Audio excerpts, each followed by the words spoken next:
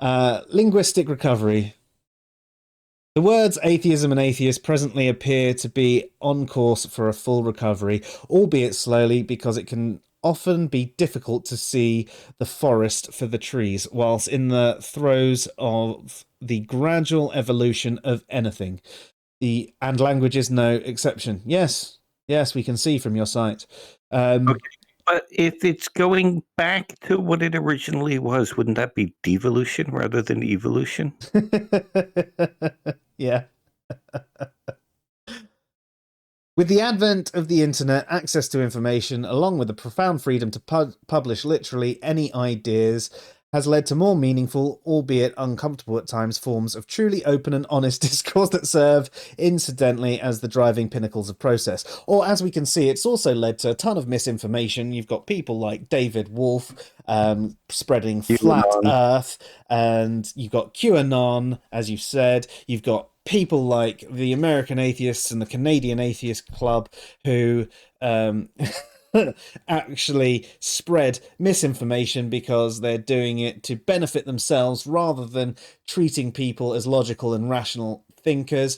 And people do just accept certain people, especially people with big names like Aaron Ra and Matt Dillahunty, at their word, and they don't think about it any further or contest them all that much. So yes, you've got access to information. You've got more access to more information. But actually, as you mentioned, the freedom to publish literally any ideas, aka you can have a hell of a lot more misinformation than information. In fact, there will be more misinformation than information, because if you can publish any idea, there could be one thing. So, for example, if I say that this is a pen, and it goes click, right? There you go. This is a pen and it goes click. Now, someone could publish saying, no, it's a spanner. And someone could publish saying, no, it's a mug. No, it's something else. Oh, my tea went all over me. Wonderful. But someone can actually publish literally anything. There's only going to actually be one correct thing. Now, with language, it's slightly different because language is descriptive and there are lots of different ways things can be described. What you do by saying other uses are wrong is wrong. You're being prescriptive.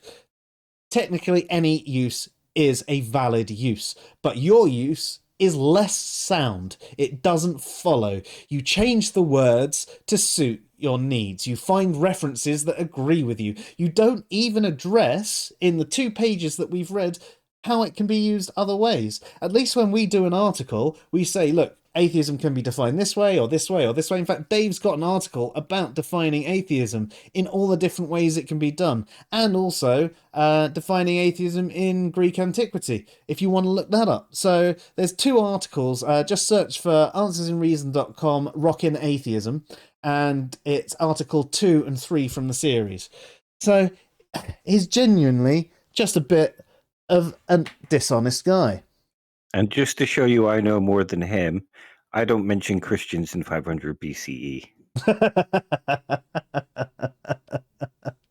I mean, he talks about the freedom to publish literally any ideas, and there he is proving the point by saying Christians existed 500 years before they existed. In fact, Christians didn't even technically exist in 1 AD. Like 30 AD minimum. Yeah, and that was a small group of them. I don't even know if they had the name Christians at that time. But yeah, so we're looking at 30 AD being possibly the earliest there would have been anybody that might be categorized as Christians, but probably don't have the label yet. It's not until you see it in the post-literature, as people have written these ideas down and gone through the translation, and they're followers of Christ, therefore they must be called the Christians. Oh my God. It's absolutely painful to read this crap.